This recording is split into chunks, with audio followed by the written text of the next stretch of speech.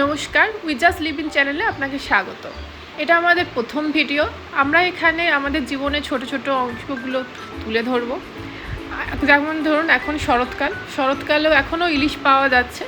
তো আজকে একটুখানি ইলিশ খেতে ইচ্ছে করেছে, তাই সর্ষে ইলিশ বানানোর একটা রেসিপি আমরা চলুন দেখে নিই।